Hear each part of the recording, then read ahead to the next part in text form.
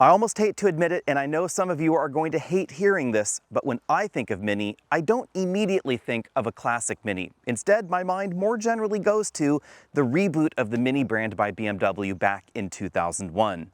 Over the last 2 decades, I would argue that Mini has sort of lost their way. I really loved the reboot, but some of their products lost some of the charm, really, of that original Mini brand reboot. This, however, is a very different Mini, and I think this, despite the fact that it's the biggest Mini ever built, is actually bringing a lot of that quirky cuteness back into the Mini brand. Let's take a look at the 2025 Mini Countryman and see why you might want to get what I call the Maxi Mini.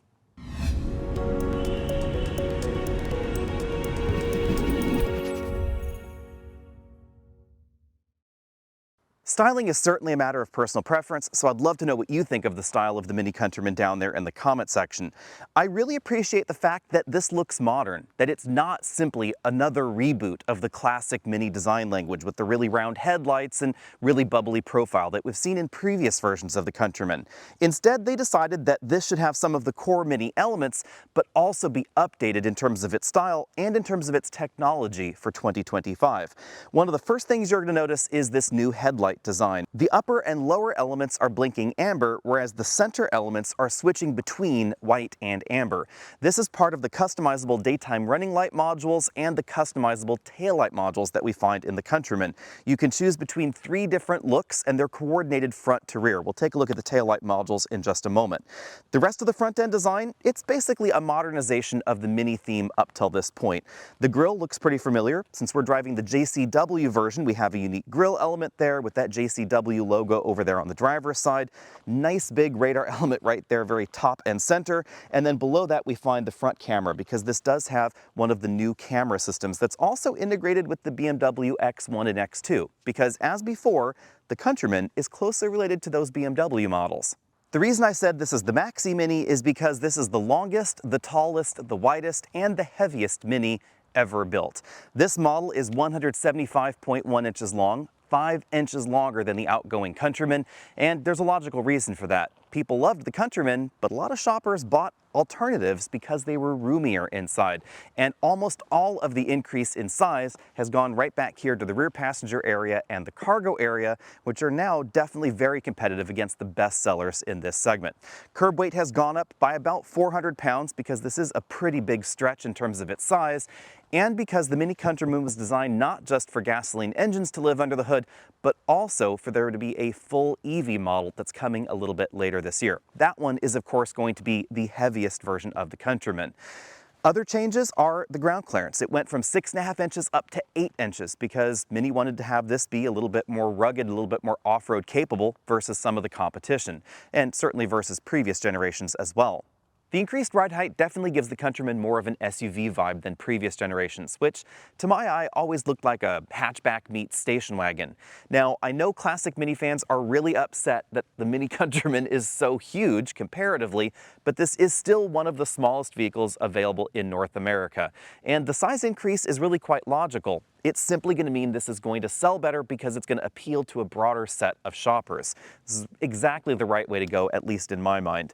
Since we're driving the JCW version, we have the unique JCW wheels, beefier tires, 245/40 R20s, and these are Pirelli P0s, and then of course the big JCW brake calipers. Moving around to the rear, the style is unquestionably Mini. These are those adjustable taillights I mentioned earlier.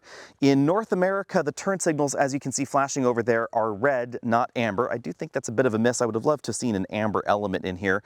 The brake lights basically look like that turn signal flashing over there as well. You can choose between 3 different styles. You have to have the vehicle parked and on without the engine running, and then you can choose between the 3 different taillight styles. Since this is the JCW model, there are a few styling changes in the back, most notably the quad exhaust tips down there at the bottom of the bumper.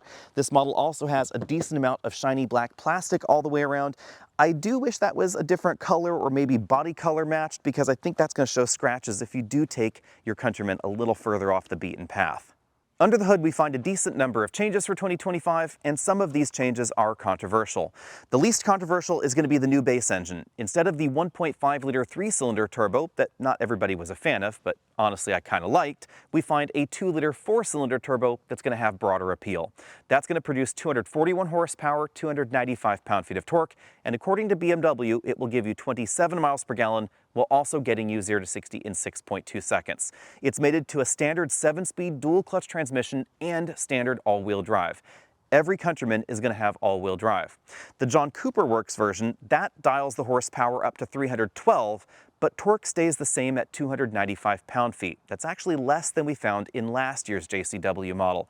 And that's probably the big reason that this is actually slower 0 to 60 than last year's Countryman JCW. 5.2 seconds according to BMW versus 4.9 last year. On the other hand, the fuel economy is pretty similar to the base model. You only lose 1 mile per gallon for choosing the higher performance model, and most of that probably has to do with the tire package on the JCW model. 7-speed DCT is again standard in this trim. If you want the full electric Countryman, that's going to be the SE trim. It's coming later this year, and it will sort of split the difference in performance. 0 to 60 in 5.6 seconds, thanks to 308 horsepower, 363 pound-feet of torque. It's probably also going to be the heaviest Countryman, but in a way, it's actually the one I am most interested in because it's the new electric dual-motor drivetrain from Mini that we may see in other models coming soon. I'm not sure how many folks plan on towing with their Mini, but if you do, this is now rated to tow 3,500 pounds. That's certainly enough to take some of those small travel trailers out a little further off the beaten path, which is now going to be a bit more possible thanks to the extra ground clearance. New Mini, new front seats. The driver's seat features 4-way adjustable lumbar support and seat massage, also 2-position memory, and we have a manual tilt telescopic steering column. Interestingly, the passenger seat does not have adjustable lumbar or the seat massage that we find over here. Now, when I say massage, this is not the kind of massage you'll find in more expensive luxury vehicles. It's pretty similar to what we see in some Buicks out there. So basically, the air bladders that make up the lumbar support in the seat back, those inflate and deflate in a pattern, giving you sort of an anti-fatigue massage. The rest of the seat design, as you'll see in a bit, has pretty aggressive bolsters for the seat back and seat bottom cushion, but for my body size, I found this a pretty perfect fit. In fact, I think these are some of the most comfortable seats in this segment now. They're not as comfortable as the ones in the Volvo XC40, but I do think they're pretty close. I'm going to give these 9 out of 10 points. As you might imagine, the rear seats definitely benefit from the increased dimensions in the Countryman. Sitting behind myself, I have maybe about 3 inches of legroom left, and on the outboard side, maybe about 3/4 of an inch to an inch of headroom. Headroom is among the best in this segment, and legroom is definitely very competitive with the best sellers. You'll really notice that if I move to the middle seat position where I have tons of headroom here just under this glass moonroof. If I scoot all the way over to the right side, however, you will notice a few things. First off, my knees are touching the seat back. But that's mainly because the front seat track is really quite long. I had a 6'5" passenger comfortably sitting up front, and he actually did not have the seat this far back. He'd actually had it about 2 inches further forward, but this gives you an idea of the kind of roominess that we find up front. I think you would be still hard-pressed to put a rear-facing child seat in here, but it is pretty roomy compared against most of the competition. We also have a surprising amount of recline for these rear seat backs. This is the most upright position. That's so you can square off the cargo area in the rear, but more normally you'd be sitting probably right about there. You also can recline it quite a bit back to there. As you'd expect, we get latch anchors for the outboard seat positions. They are the kind with these little plastic doors that are not exactly my favorite, but the seat bottom cushion doesn't have a weird bulge like we find in some vehicles, so that didn't really interfere with my lower back at all. The latch for the center seat belt anchor is right there in the middle because that does come out of the ceiling in the cargo area. It's right back there. Behind the power hatch, we find 15.9 cubic feet of cargo capacity. If that seems a little bit low to you, remember that often European car companies will only measure cargo capacity below the rear head restraints. So we're basically talking about 15.9 cubic feet from here down to the bottom of the cargo area. So it's excluding what is above this rigid style cargo cover. That snaps into place. It's actually kind of tricky to snap into place. There we go. And then it automatically pops up with the hatch when you open it. By my initial estimates, if you include the space all the way up to the ceiling, this looks to be around 25 cubic feet of cargo capacity or so, and that puts it mostly in line with some of the other options in this segment where car companies are measuring from floor to ceiling. The left seat is in its most upright position, the right seat is in its most reclined position, and you'll notice between them we have a 40-20-40 folding seat back. That really adds a lot of cargo practicality because you can put those longer items inside without having to fold down an outboard seat. Under the floor, we have a surprisingly deep storage area. It's not quite large enough to put one of these 22-inch roller bags under there, but it is an awful lot closer than you'd think. Whipping out the handy-dandy tape measure, it looks like that cargo well is about 7.5 inches deep. As we look around the interior, keep in mind that we are in the JCW trim, so there are going to be features in here that you don't see in the base model, and especially different colors as we get down the dashboard as well. Up here we have the control for the large panoramic moonroof, also the telematics buttons. Up here we have a cabin view camera, and then we have a slide to the side sun visor for the driver, but on the passenger side it does not slide in and out, so definitely something to keep in mind there. Up here we have that big panoramic moonroof. The front pane opens, the back pane extends to just about the rear passengers' heads right there. Moving back to the front, we find fixed height shoulder belts, and in this model, fixed head restraints for the driver and front passenger as well. Again, keep in mind this is the JCW, so there's going to be a different seat design for the rest of the lineup. With that big red stripe there, and a bunch of different fabric textures and styles going on here. Fabric on the upper side of the seat. It has kind of a coarse weave. It's kind of cool. Feels kind of like a tennis shoe, something along those lines. And then we have the leather upholstery that you see here. Small perforations in the seat back and seat bottom cushion, although these seats are not ventilated. They're just heated.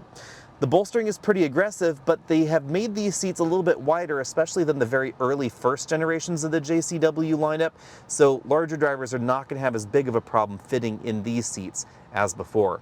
Moving over to the doors, your eyes are not deceiving you. We get kind of a gradual change to that color going across that fabric section in the door.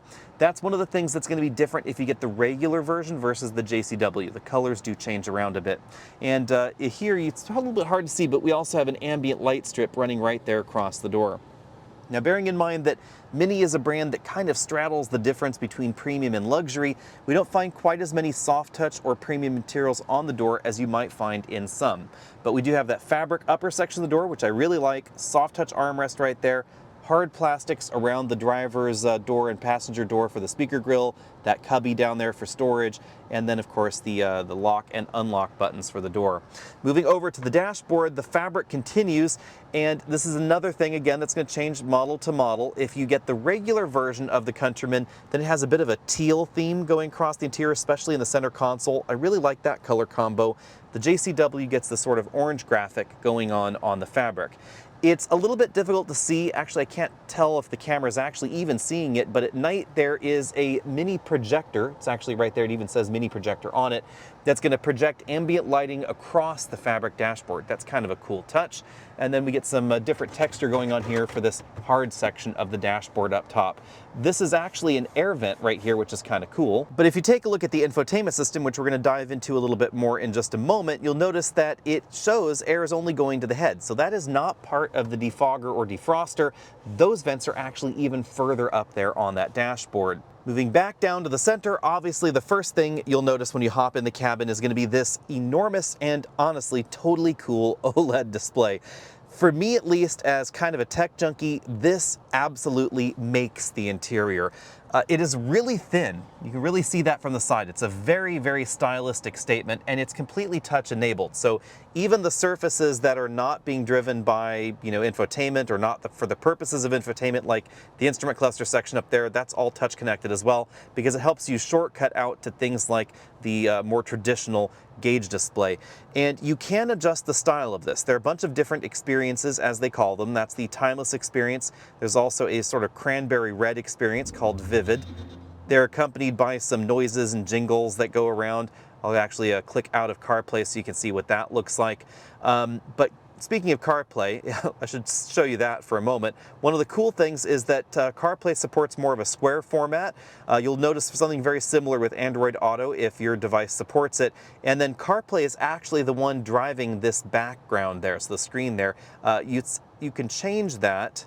If I can find the settings over here, so you can do wallpaper, and then you can change that to be whatever you would like. So you go ahead and set that, and you can see that's what's driving that background. The rest of the backgrounds, if I go back to the main menu, that is being driven by the car. So the car with that vivid theme going on there. That controls ambient lighting, the effects in the car. If we go up to the green mode or the go-kart mode, it's also going to change some other behaviors in the vehicle. For instance, now we get even more digitally augmented engine noise. It's a little bit hard to hear, but that's not the engine rumbling in the background. That's the speaker system in the vehicle. Same gauges. We also get a full screen mapping interface being driven by the car's mapping interface, and everything here is really pretty snappy. The core hardware is pretty similar to what we find in modern BMWs, but this display and the look and feel of it is 100% Mini, and I think really darn cool. Climate control stuff, that's over here. You can also pop it out into the bigger screen there. If you hit that fan mode, we of course have a full auto mode in the system. If you want to know more about this, I'm going to have a detailed video on that coming up on the channel. Down here we have the shifter. It's a toggle style shifter, so down there for drive, park is that button over there. Engine start stop is this little knob here. You actually turn it to stop the engine, turn it again to crank the engine. Over here we have the experiences toggle that allows you to select basically your drive mode. Over here we have a button that gets us to some direct access features for the vehicle driver assistance, drivetrain chassis there, the parking assistance systems and the 360-degree camera, because we do have that.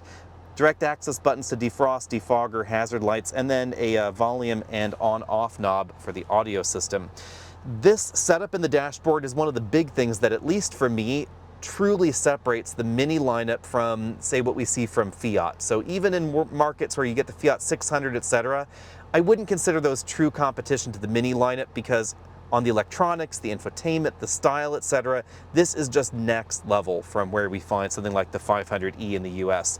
Down here we have a Qi wireless charging mat, and it is able to charge through thicker cases, something that I really appreciated. More of that fabric, large rubber storage area right there, two big cup holders, kind of a quirky little storage bin here in the middle. That's the latch that opens it up, and then you can store wallets, keys, things like that in there. This appears to be optional. You can actually unscrew it from the vehicle if you wanted to. I would just not get it probably, because then you'd have a bigger storage area right there in the middle. We get an armrest that slides forward and backward, but rather oddly does not open up, so there's no additional storage going on there. Under that we have a 12-volt power outlet and two USB-C charge ports. On the driver's side, we have a head-up display. It's one of these pop-up kind where this little plastic sheet actually goes into the dashboard and then pops back up for the head-up display. It looks bigger in person than it does on camera, just due to the optics and the positioning in the vehicle, etc. It's a little bit hard to show you, but the style of that display does adjust based on the drive mode as well. So for instance, if I go to the vivid drive mode and let the vehicle adjust that, it'll turn red. If I go to the timeless drive mode, there we go, you'll notice that the font and the color also change there. So kind of cool touches to really give you that kind of Mini vibe. Moving out from there, we find more of that fabric dash, kind of a textured plastic section there. These blinking lights, you actually won't see those because they're not visible to the human eye. That's part of the driver monitoring system. And then moving all the way out from there, we find this really thick-rimmed but relatively small diameter steering wheel. I found it pretty comfortable, but I know a lot of folks are not a fan of grips quite this large. I really like it, mind you. On the back of the steering wheel, we have paddle shifters. Down over here, up over there on that side, this also functions as the boost paddle. So if I pull it, then we're going to engage boost mode after a particular time, and then that boost mode will start counting down on the instrument cluster. I'll show you that here. So if I pull the paddle down and hold, we then get the boost mode over there, we get the countdown, counting down the timing of that boost mode, and then we get some augmented engine noise in the process. On the left side of the steering wheel, we have the controls for the adaptive cruise control and the assisted driving system. Mini logo right there in the middle. On this side, we find a control wheel that does a number of different system functions, and you'll actually see those listed there in that head-up display. Actually, from this angle, you can actually see the head-up display is actually looking a little bit bigger. There's also a media button there, favorite button, and then phone hang-up and pickup button. Moving down to the bottom of the steering wheel, we have the John Cooper Works logo. It's a little bit easier to see the contrasting stitching down here, red and black on the wheel, perforated side sections, and this cool fabric third spoke. Let me know what you think about that. It's not seatbelt fabric exactly, because we don't have this kind of stitching or texturing on the seatbelts, but it is really kind of a cool look. I definitely found myself playing with that as I was driving it this week. All right, let's get the Countryman out on the road. You are definitely going to notice the dual clutch transmission, also that digitally augmented engine noise. It definitely sounds pretty raucous, but it's not all real, of course. It does get louder if you're in the boost mode, and of course it gets quieter if you're in some of the calmer drive modes in the vehicle. I don't mind it too much, but if you're offended by digital engine noise, you should definitely keep that in mind. Now, on the performance side of things, 0 to 60 happened in this model in 5.3 seconds in our testing. That's actually a little bit slower, honestly, than I had expected. And I think part of that is the 7-speed dual clutch transmission and just the curb weight. This is nearly 3,900 pounds. It's actually a little over 3,900 pounds with me in it. If I come to a complete stop here, you'll notice that even if I engage the boost mode by holding down the paddle, it takes a bit for the vehicle to get started. It's clear that Mini didn't want to be too aggressive with the clutch lifetime on this vehicle, so they aren't really trying to roast the clutch from a standstill. Let's go ahead and see if it's any different if I, try and brake torque it a little bit. Remember, this is a dual clutch transmission.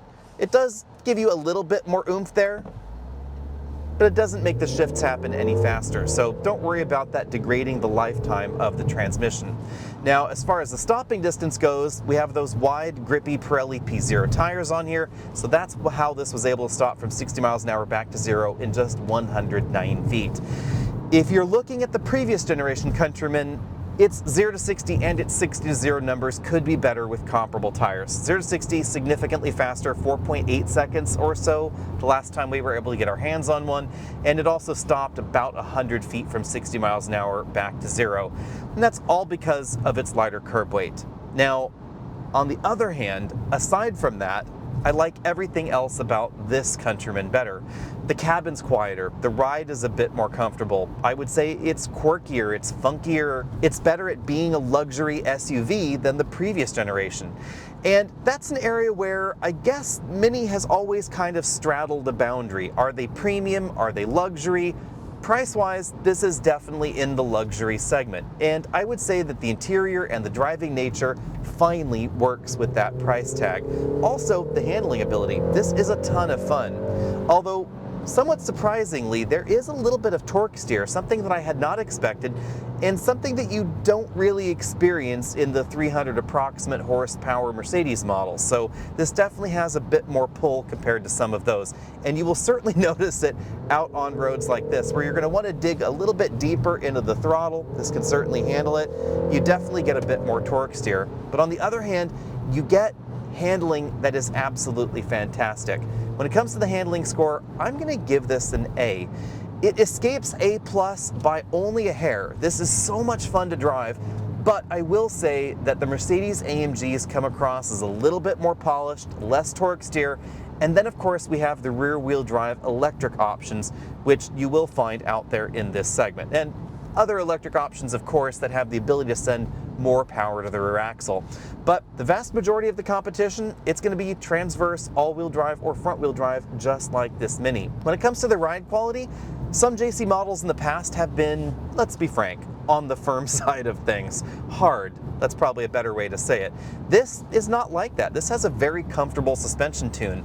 We have about 8 inches of ground clearance. The potholes and speed bumps and things like that on roads just don't upset the cabin, and they don't upset the suspension at all. So this is certainly an awful lot of fun to drive out on your favorite winding mountain road like this. You might be wondering, why is there so much traffic coming the other way? Honestly, I'm not quite sure. There might be an accident on the highway on the other side of the hill. But at any rate, this is still an awful lot of fun to drive out on roads like this. And the ride quality, well, not the smoothest, not the softest in this segment, is really well balanced. So I'm still going to give it an A here. You will find more supple options out there, but I don't think you will find too many options that are better balanced than this. This is really the equal of the top sellers in this segment. The Volvo XC40, the Mercedes-Benz models, combined sales of those models, and of course the BMW X1 and X2, which are logically closely related to this. In our cabin noise testing, I measured 71 decibels at 50 miles an hour, making this right in the thick of things for the luxury segment. It is a little bit quieter than the last model, and also it feels a little bit better sorted as well. Fuel economy, also pretty decent. We've been averaging 26.9 miles per gallon. It's actually a little bit better than the EPA score should be for this model, including going up and over that 2,200-foot mountain pass. You can thank the dual clutch transmission for that. Now let's talk about the rest of the driving nature, because there's a bit more nuance here that you might want to know. The steering wheel, it's a little on the small side. The steering, it's certainly on the quick side as well. The result is that it can sometimes feel a little bit twitchy. And because this has electric power steering, there's not a lot of feel coming back from the front tires, so it's a little bit difficult to tell exactly what's going on. That is a little interesting, especially given the fact that we do have that torque steer that I mentioned earlier. And you will notice that around corners, if you raw up on the throttle, you'll really start to feel the steering wheel pulling this way and that way. The next thing you should know, of course, is that we do have that dual clutch transmission. And there aren't too many options in this segment with a dual clutch. Regular automatics are much more common. And regular automatics, they're gonna have different shift feel. This has really solid shift engagement when we're talking about acceleration like this. The gear shifts are nice and crisp, but we don't have a very aggressive starting gear, which is interesting. So again, if I come to a stop and I accelerate, you gotta wait for it a bit. It also has to slip that clutch. So especially slow and go driving, stop and go driving, true stop and go highway driving, this is not going to be as smooth as the automatic competition. For 2025, the Countryman is one of the most affordable entries in this luxury small SUV segment. It starts at $38,895 if you want the base model, which does include all-wheel drive and, of course, the dual-clutch transmission. If you're looking for something with a regular automatic, you will have to look elsewhere because this lineup is dual-clutch only or electric, so you do have that one electric option. The electric option is $46,195 starting, and that's the one that interests me the most, even though it's the one I was not able to drive. Now, if you want the JCW, which has 312 horsepower, it's going to be $47,895. I would argue, though, if you want the most unique model, it would be the electric one, even though you do give up a little bit of performance, and of course, you have that limit on the range, just 212 miles of range. Now, in this segment, interestingly, the first competitor has to be the Volvo XC40 because it's the best seller. Volvo actually sells more XC40s than BMW sells X1s, or Mercedes sells GLBs or GLAs, or Audi sells Q3s. And interestingly, the second competitor we have to talk about is the Cadillac. But let's get through the Volvo first. I think the Volvo is really, really good looking in this segment. And I think it's aged incredibly well. The Mini Cooper is certainly fresher and newer, but if I were simply buying on exterior design, I might lean ever so slightly towards the XC40 and that boxy shape that I just really like. However, the Countryman not only feels fresher, it feels techier and just more fun than the Volvo XC40, and that's an entire reason to get it. From the interior design to the exterior touches, like the changes that you can make to the pattern of the DRLs and the taillights, etc. It's just kind of a cool, fun feature. And I like the look on the inside, especially that large central display. I'm not normally the biggest fan of just having one LCD in the dash, but the uniqueness of the round OLED display is just really cool. When it comes to performance and handling ability, the Volvo does really, really well. It has a lot of power from its engine. Of course, you can get over 400 horsepower if you want the electric version of the XC40. That is going to be swifter than any version of the Mini Countryman currently offered in the United States. But the Volvo is going to be more expensive, and it's not going to quite handle like the Mini. The Mini is ostensibly British, but it really does handle and drive like a German car, and that's logical because it's a close relative of the BMW X1 and the BMW X2, both of which drive really well. Now, let's move on to the BMW X1 and X2, because this is also going to be a really tough comparison. Obviously, they're very closely related. Here, it's mainly going to come down to style, because they drive a lot alike. Yes, they have tuned the characteristics of the vehicles to match the various brands' needs, etc. I think I like the style of the Mini more than the BMW X1 and X2, especially the X2. I think the X2 is just a little too funky for me, but if you want something that's a bit more upright and a bit more traditional SUV, I would say that's actually going to be the BMW X1. I like the look of the X1, but I think I like the look of the Mini more. Other than that, a lot of things are actually very consistent. More traditional infotainment in the BMW, cheekier, more fun infotainment in the Mini, but functionality-wise, they're very, very similar. And that means we should talk about the Cadillac next, because Cadillac is actually the second bestseller in this segment. And that intrigues me because the X4 is pretty different than the BMW or the Mini or the Audi, etc. The Cadillac is tuned towards the softer side of things, and definitely a very American experience when it comes to the shapes and the textures, and just the way things are designed in the cabin is very, very General Motors. Yes, it's a Cadillac, but it shares shares an awful lot with the rest of the GM family. Now, fortunately, in the recent refresh of the XT4, they gave it a new dashboard and a new infotainment system, and I think that really dresses up the cabin and brings it feature set-wise right in line with what I'd expect in a luxury vehicle. We also get a reasonable amount of interior room and an exterior design that I find quite attractive. But I could definitely see that some people might think it's a bit too over the top, a bit too garish somehow, with the big, huge tail lights and the big headlights, etc. They're kind of the modern day fins. Now, I kind of like that look, but you might not. You also might not like the drivetrain options in the XT4. Even though it sells relatively well, Cadillac does not offer a hybrid or a plug-in hybrid or even a high horsepower version of the XT4, and that's something I would really love to see. I think it would be an awful lot of fun if they could just take that 326 horsepower 2.5 liter turbo from one of the other bigger vehicles in GM's lineup and jam it under the hood of the XT4. I think that would be an absolute hoot and a half, but more importantly, it would help it compete with the more powerful Volvo, the more powerful Mini, the BMW, the Mercedes, etc., etc. Another vehicle that has strangely not very potent engines in North America, at least, is the Audi Q3, because we don't get the higher horsepower Q models that we find in Europe. So in Europe, there are other higher power versions of the Q3. We just don't get those in the US. Here is where I think the value proposition for the Mini tends to slide a little bit, because the Q3 is really well priced. Starting at $38,595, the Q3 is one of the very few entries that undercuts the Mini by just a tiny hair. We're only talking a few $100s here. But that base Q3 does not have as much power as you might be thinking. Whereas Mini starts with 241 horsepower, Audi starts the Q3 off with an 8-speed automatic transmission, standard all-wheel drive, and 184 horsepower. It's a pretty big power difference and a significant performance difference, the one to the other. If you want more power in the Q3, you can get it, but you can only get 228 horsepower in North America, and that's with the 45 TFSI model. That's going to give you 228 horsepower, 251 pound-feet of torque, and basically that same 8-speed automatic transmission. The pricing in the Audi is right, and I do like the exterior and interior look. I think it's very traditional Audi, very, very, very German, a little bit boxy here and there with the rounded corners. I like the infotainment system, etc. But remember that performance, which had long been one of the reasons to get some of the German models, is not really there when we're talking about the Q3 versus, honestly, most of the competition. That 183 horsepower base model really does seem like an unusual move to me, especially since it's not just the absolute base trim that gets it. You can also get the Premium Plus trim of the Q3 with a reasonable amount of feature content, but still just 184 horsepower. Mini's positioning in the United States has always been a little bit unusual because it's certainly not a mainstream brand, but again, it's not the typical luxury brand either, even though their models have been skewing in that direction. And for me, at least, that means a solid amount of value and some of those luxury things that you'd expect because they're able to pull so much from BMW, including engines, transmissions, platform tuning, etc., but also some of those more luxury attributes like the fit and finish, the quality of the interior, the design there, and importantly, the customization. Again, one big reason to get the Mini. Let me know what you think about all that down there in the comment section.